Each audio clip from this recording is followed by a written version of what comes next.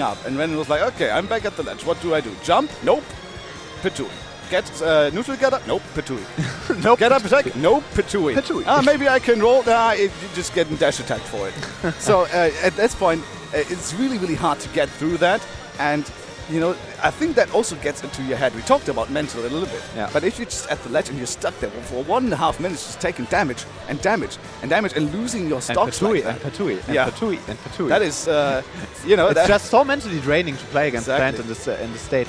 And I think like we have a double upset match right here, because on the one side we have a MaLi, a Bayonetta main from Berlin, if I'm not wrong.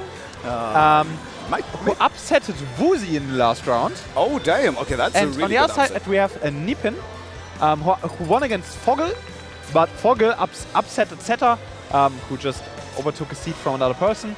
So this is really an upset, but a little bit at least. Well, you know. And in the end, it is, you know, niPin, Steve main. Yeah. From getting some Steve action, some Blockman action right there. Getting some Blockman action. And I have to say, niPin, we kind of both were not quite sure what was going on. I was not quite sure what was going on. I was looking up the guy, you know, in Star GG, and I was like, this guy has results, you know. He's been around in Berlin, I think it was. He's been taking some good placements. So this guy kind of flying under the radar, but definitely an exciting player to watch, I think, just because of that upset factor. So I really want to see what this guy can do. Just this week he won a weekly against Honk in Leipzig. Which is a great upset because like Honk is an insane player coming up we've seen him earlier on stream as well, I believe. From North Rhine-Westphalia. The best Luigi in Germany, probably the best Luigi in Europe. Luigi, never mind. Yeah, Luigi is a thing. But the best Luigi in Germany. Definitely one of the best in the European Union. Yes. Oh, yeah, that works actually. That one works actually. And certainly, a great player to upset right here. And niPin with the Steve. In many cases, having a matchup advantage because, like, many players don't want to interact with Steve and don't want to play against him. So just like dodging the matchup in friendlies and in ladder games. And that's problematic for them. And we'll get them afterwards in brackets. We will see if MaLi is one to dodge the Steve right there, because that is certainly not how it's looking right now. Going in right at the very start, just keeping up the pressure as long as he can, of course. You know, as long as the Steve doesn't get time to set up anything, niPin is in a much worse position than he would be if he got some time to set up blocks, down airs, and whatever the hell you can do with that character. There's a lot you can do with it. If niPin, it's a very nice back air from MaLi and getting the stock fairly uncontested right there. To be fair, if you give niPin time to mind his own business, it's really problematic. And there comes the combo from MaLi, and that's near 0 to death. I guess the only damage comes from the blast zone, and those are two quick stocks from MaLi playing this matchup in an insane way right now. Of course, what happens, right, is that Steve really wants to jump up and get that minecart going. You know, you wouldn't really get that full hop into, or double jump actually, into minecart. And that puts you in a position where if you land and you miss the minecart and MaLi finds his way under you, he can start that combo very high. There's another one coming through. Get another forward there. Does that kill? It does not. No. If you die it down, and niPin, aware of it, does do so and escapes the 3 stock right there, at least for now. But MaLi's still keeping up the pressure, getting set up into the up smash and losing the stock right there. So no 3 stock more on the table here for MaLi, but still a very strong performance so far. Let's see what niPin can do. It's still not over, of course. We know what Steve can do as well. Yeah, Steve is a very explosive. Steve and Alex also, and Enderman and Zombie. Well, in this case it's Alex. But in this case it's Alex. Very explosive character, can do stuff like that we've never seen before. True. But right now MaLi looks like he knows the matchup. I mean, MaLi also from Berlin. So like Schrobo is there. Steve, a player from Berlin. So maybe he has the matchup knowledge. Or he's just like, okay, never mind, it's Steve. He doesn't mind his own business. Yes. In this case, she doesn't mind her own business. True. And I'm going to approach 24/7 and get my combos off. Bayonetta, definitely a character who can do this. I think the word here that kind of describes what MaLi is doing is pressure. Just keeping in niPin's face and not really giving him the space and the time to do anything Steve or Alex is, right? Still getting the stop there somehow. I think he was sticking out his leg a little bit there from Bayonetta into that magma block. Nothing you want to do, magma.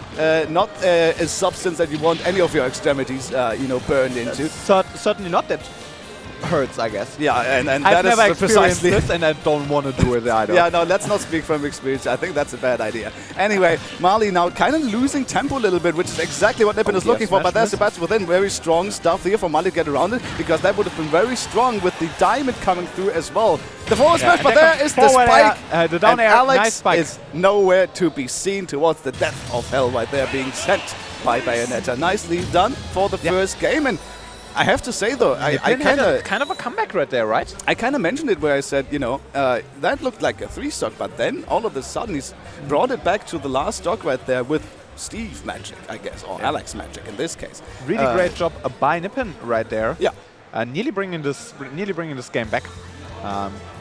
But right now, still MaLi won game 1, and Bayonetta looked clean at the beginning, but the longer the game took, the better niPin got into it. So MaLi certainly need to get up or go off to a good start again. Otherwise, it's going to be really problematic for him. I think what it is that keeping up pressure in a way that is not repetitive is very, very hard to do. You really have to find mix-ups while also keeping up the tempo, and that is not easy to do. Bayonetta has the tools for it, but to do it mentally as well, to mix it up and to do it as a player can be very, very hard to do. That was a high combo starter from MaLi there once again, but we are on Town and City, which is having a high ceiling and making it more difficult for MaLi to get these early kills off those combos. Oh, getting stuck on the platform. Okay, getting off. Overall, a good stage choice by niPin, in my opinion. I agree. MaLi won the first game, by the way. Don't let overlay deceive you. As I said, a great stage thing for niPin, because Bayonetta wants to kill off the top, and there's the minecart that is actually really good in killing early from the side. Especially with gold, right? Because you can get the accelerate on that one with the gold rails right there. Yeah. So that is something you're looking for, of course, but you need to get to the gold in the first place. niPin had the time to do so, and getting one of those minecarts, once again, just running MaLi over on that one.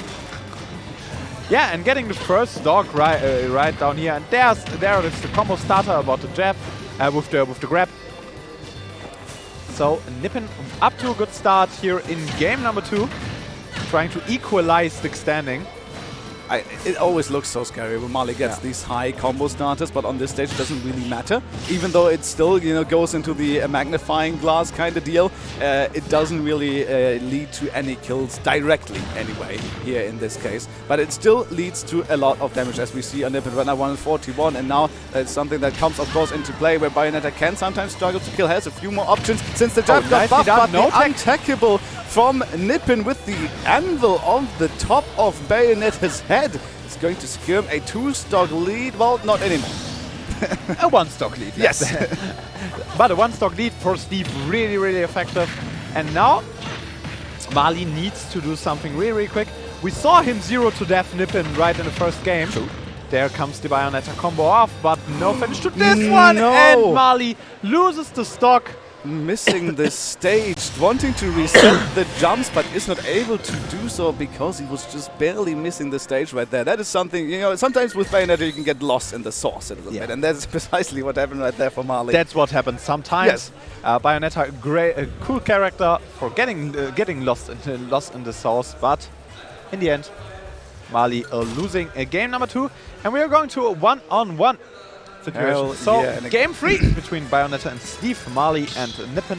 I love game 3s because now it really comes down to the wire. Of course, we are still in winner's side, so both these players would have another chance in losers, but you don't want to go there. Losers is a dangerous place, right? And you don't want to go alone, but you have to if you go there. So let's get it here. Game 3 between MaLi and niPin. Steve versus Bayonetta here on small battlefields, so kind of brings back the opportunity for niPin to kill off the top of these combos if he gets a start on the platforms. Still harder to do, still relatively large blast zones on this one, but at least possible. Yeah, definitely possible at least. Like on Town & City, it's really hard for Bayonetta to find those kills. Yeah, especially... Oh, that was a... nice I like the idea with the down smash because it extends the hitbox as well. So he's trying to get a little bit of a spike there, going to get an early stock. But that's a high catch with the up tilt, and that's going to be the stock for sure. No way to DI that one. niPin is going to lose the stock right there. And MaLi, as you said, taken very, very strong early lead here. Yeah, very good, very well played by MaLi, taking the early lead. Yeah, as it was also in game 1. But niPin adjusted to the matchup a little bit better right now, I feel like. But no, there comes the combos off from MaLi, 45%. Okay. Oh my goodness. Okay, yeah, that was an easy punish right there. Really hard overcommitment from MaLi. You can just roll through, and the roll distance on Stiesel or in Alex rolls here actually really, really long. So MaLi has enough distance on that one to just, sorry, niPin has enough distance to just roll out the up smash afterwards, but there's another combo from niPin. These high catches, so incredibly effective for MaLi right here. And it might sound repetitive, but it is so good against Steve, since Steve is looking for those jumps, for those minecarts. Yeah, you wanna get those minecarts because it's an essential kit in your tool. But if you mistime it only a little bit, yes, then MaLi is going to catch you of it and going to get really, really, really great damage. Okay, missing the follow-up on the heel slide right there, but still keeping up the pressure off stage. Now niPin getting stuck at the ledge, and that's the big fist. You cannot really glide through that one, trying to go for the 2-frame on the spike, but that does not quite hit. Good grab there from niPin to get out of that sticky situation on the ledge right there. Now the roles are reversed, and both players are really struggling on the ledge to get out of it. And MaLi committing off stage. The F-smash kills already? What? Well, yeah, it's Steve F-smash. I mean, yeah. I mean, this was I want to go home DI, I guess. I don't feel like this was true killing with good DI. You know, with the Steve F-smash, you really never know. That was metal, not diamond, you know? That was still very strong, though. I would give it up for Steve F-smash right there. And now we're trying for the combos right there. Of course, a little bit more difficult against Bayonetta. She has the bats within to just mash air dodge out of these non-true strings right there. So niPin cannot really commit to all of it, but can commit to some of it. But that's a confirm to the back air, and that's going to take it. MaLi will take the set 2-1 against niPin. MaLi upsetting Woozy and niPin to get into top 32 winner's side for tomorrow. Yeah, good stuff. Was that winner's semis already? It was winner's semis already. Damn, we're going fast He's going to be going to get into the tournament tomorrow.